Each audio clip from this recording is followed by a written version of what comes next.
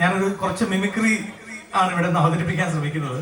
അപ്പോൾ കുറേ വർഷങ്ങൾക്ക് ഒരു ഗ്യാപ്പ് ഉണ്ട്. അപ്പോൾ അതുകൊണ്ട് ചിലപ്പോൾ ഡയലോഗുകളൊക്കെ മിസ്സാവാം, പെർഫെക്ഷനൊക്കെ ചെറിയ പ്രശ്നങ്ങളൊക്കെ ഉണ്ടാവാം.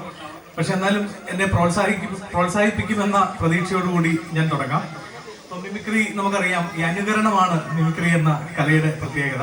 അപ്പോൾ ഈ ഒരു പ്രോഗ്രാമിൽ ഞാൻ ചില സിനിമാ താരങ്ങളെയും ചില രാഷ്ട്രീയ നേതാക്കന്മാരെയും ഒക്കെ നിങ്ങളുടെ മുന്നിൽ ഒന്ന് അവതരിപ്പിക്കാൻ ശ്രമിക്കുകയാണ്. തെറ്റുകുറ്റങ്ങളൊക്കെ ഉണ്ടെങ്കിൽ ഒരു കുറച്ച് പഴയ ആളുകളൊക്കെയാണ്, കാരണം പുതിയ ജനറേഷൻ അത്ര പരിചയമില്ലാത്ത ആളുകളെയൊക്കെ ആയിരിക്കും ഞാനിവിടെ അവതരിപ്പിക്കുന്നത്.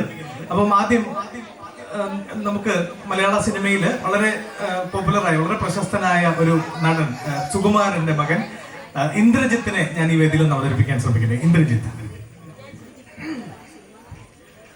10-25 കൊല്ലമായില്ലേ നമ്പീശ സർവീസിൽ ഇരിക്കാൻ തുടങ്ങിയിട്ട്? എന്നിട്ടൊരു പ്രതി എങ്ങനെയാണോ ചോദ്യം ചെയ്യുന്നത്? എന്നതാടാ നിന്റെ പേര്? മീശ മാത്രം അല്ലേ? ഇനി കാണുമ്പോ നിന്റെ മുഖത്തെ മീശ കാണരുത്. വടിച്ചേച്ചും വരണം, ക്ലീൻ ഷേവ്. മനസ്സിലായോടാ? നമ്പൂരിശൻ ചെല്ല്. Thank you. ഇനി നമുക്ക് ഒരു കുറച്ച് പഴയ ഒരു നടനിലേക്ക് നമുക്കൊന്നും കടന്നില്ല. ശ്രീ കുതിരവട്ടം പപ്പു.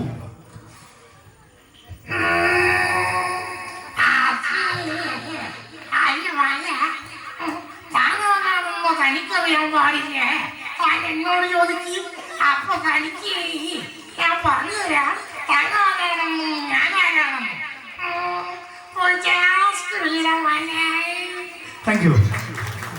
ഇനി നമുക്ക് മലയാള സിനിമയിലെ മറ്റൊരു ഹാസ്യതാരം കൊച്ചിൻ ഹനീഫയെ ഒന്ന് ശ്രദ്ധിക്കാം.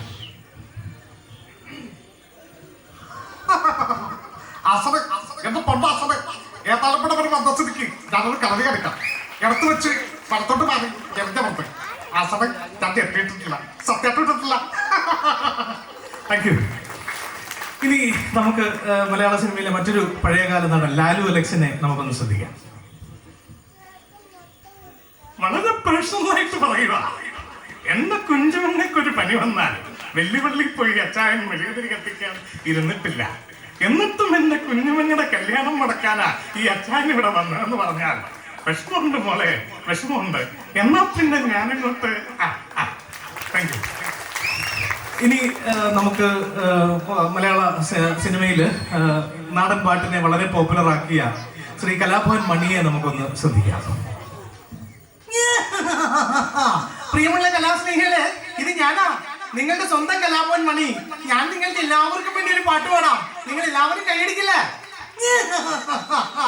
ഓടണ്ട ഓടണ്ട ഓടി തളരണ്ട, ഓമനപ്പുമുഖം വാടിടേണ്ട, ഓമനപ്പുമുഖം വാടാതെ സൂക്ഷിച്ചാൽ ഓമന ചുണ്ടത്തൊരുമ നൽകാം.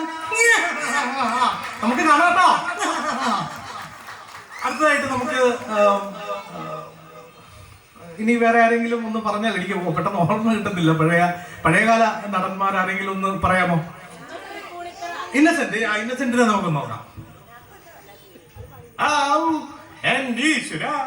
എടോ ഇവിടെ എന്ന് ഒരു വിറകുള്ളിയും കടിച്ചു പിടിച്ച് 4 മണിക്ക് കൊള്ളില്ലാത്ത ഒരു ലൊഡാക്ക് കാറിൽ കയറി ഇങ്ങനെ ഞെളിഞ്ഞിരുന്ന സായിപ്പാവില്ലടോ.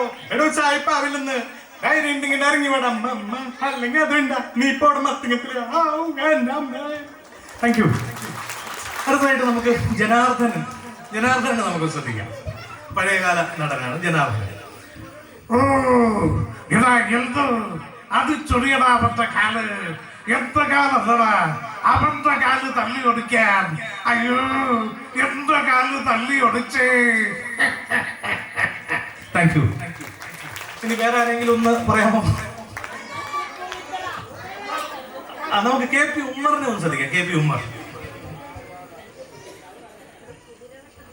ഉമ്മറിന്റെ വളരെ സെന്റിമെന്റൽ ആയിട്ടുള്ള ഒരു ഡയലോഗ് നമുക്ക് ശ്രദ്ധിക്കാവേ.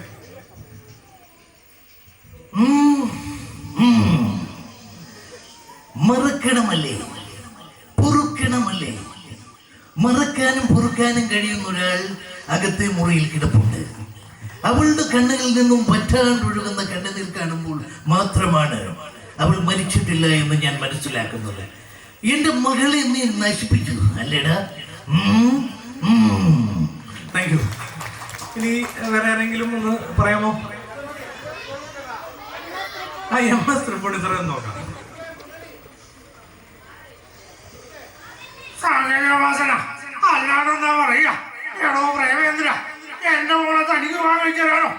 നടക്കില്ലല്ലോ. എന്നാ പിന്നെ ഞാനങ്ങോട്ട്. Thank you. ഇപ്പൊ എന്റെ ഓർമ്മയിൽ ഇത്രയും സിനിമാ താരങ്ങളൊക്കെയാണ് വരുന്നത്. ഇനി നമുക്ക് നമ്മുടെ മുൻ മുഖ്യമന്ത്രി ശ്രീ ഉമ്മൻചാണ്ടിയെ ഒന്ന് ശ്രദ്ധിക്കാം. ആരൊക്കെ എന്ന് പറഞ്ഞാലും രാജിവെക്കുന്ന യാതൊരു പ്രശ്നവുമില്ല. എന്നാ പിന്നെ ഞാനങ്ങോട്ട്. Thank you. കുറേ വർഷങ്ങൾക്ക് ശേഷമാണ് ഒരു സ്റ്റേജിൽ ഇങ്ങനെ ഒരു പരിപാടി ചെയ്യുന്നത്. അപ്പോൾ ഇതുവരെ പ്രോത്സാഹിപ്പിച്ച എല്ലാവർക്കും നന്ദി, നമസ്കാരം. Thank you.